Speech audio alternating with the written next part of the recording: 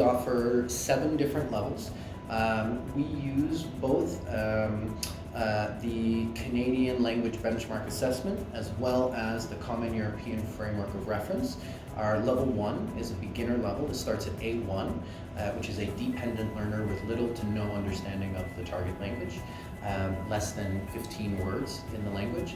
And this goes all the way up to level 7, which is like me, a native speaker in the language, completely fluent, with over 15,000 words in vocabulary. Our level 4 intermediate is usually our largest class section.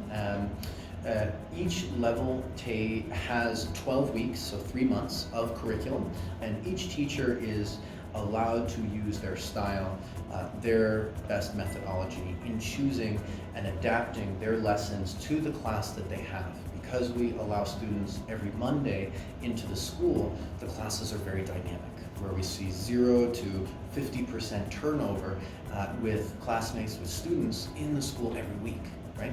And so our teachers do have flexibility to customize their lessons to the students that are actually here in the class.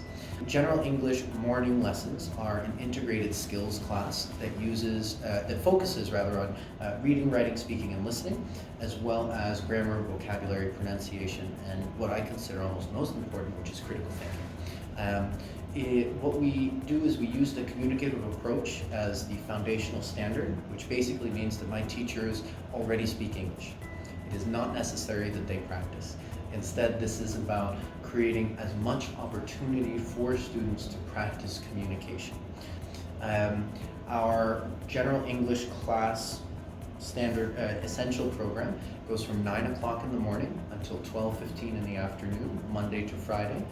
3 hours of class with a 15-minute break from 10:30 to 10:45. Students have the option to take 1 or 2 extra afternoon classes for our standard or intensive programs respectively. These classes are not general English classes. These are English for specific purposes. So we would focus on topics like business English, pronunciation, writing, TED Talks, public speaking, social media is a new one that we've started. There's a lot of diversity in those. Students generally can as well choose their own classes and their own class schedule within some limitation without having to speak to an administrator. On their student portal, they have access to choose their classes for the next week. And additionally, we change our afternoon options every month. We'll change those classes, take some out, put some new ones in, and we rotate our teachers in the morning class levels after a curriculum cycle. So after 3 months, we move our teachers in different levels so that there is not a situation or an event where a student walks into a class where a teacher has been teaching that lesson for 10 years and is so tired of teaching that one lesson. Because we're changing the levels every 3 months, the teachers are staying active, the teachers' skills and their ability to understand, okay, what is level 4 versus level 3 is also higher, and they're a little bit more practiced with this. A recent student who came here from Turkey, she started the school, her first words to me were, no English, which is pretty stereotypical of a low-level student. And we evaluated her at level 2. 5.5 months later, she graduated with a level 6 certificate. She was phenomenal. To move from level 2 to level 6 was a huge accomplishment. In other Stafford House schools, I've seen this as well, where you have a student start level 1 who finishes level 7. This normally takes about 10 months, 10 to 12 months, to be honest. Absolutely, with hard, dedicated study. And to be very honest, a personality or a disposition towards language acquisition. For each person, learning a language can be more difficult or more easy, the same way that learning to play a musical instrument can be more easy or more difficult. Language is just another skill that requires practice. So there are 2 ways to move to the next level. The most common way that students use is our curriculum is 3 months in total for each level. However, we completely understand that no student who starts any program with us is going to start right at the beginning or the bottom of any level. It's impossible. Some students do, but just as many students start in the middle or almost at the end of the higher range of this level. For this purpose, we allow students to attempt what's called a level test. They are allowed to take this test in week 5 of their level. They must have 2 requirements. One is that they have 80% attendance in the school. The other is that they have 80% quiz average, a quiz that we administer on Mondays, so the final curricular day of a unit. They're allowed to sign up to take a level test, usually on Thursdays, that will cumulatively test them. If they pass, perfect, they move up the next week itself. The other way to pass into the next level is more naturally. Some students actually choose this consciously. What you will do is complete the full 12 weeks, and if you have 80% quiz average across after the 12 weeks with 12 quizzes, you are allowed to move to the next level. I'm going to talk about 2 different programs. One is the IELTS test preparation program, and the other is our university pathway program. The IELTS test preparation is quite simple. It requires level 4. If you arrive to the school going to study IELTS, but are marked as level 1, 2, or 3, you'll study general English until passing into level 4. But in the afternoons, you are able to take afternoon classes that will support your IELTS skills moving into the future.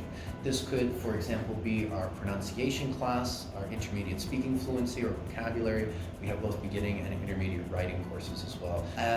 Our university pathways program is something that requires level 6 to begin the 3-month program that will count as your proof of English proficiency with the university partner. Now, prior to level 6, if we start the program level 3, level 4, you'll take general English in the morning class for this, and in the afternoon you'll take a module class called English for Academic Purposes.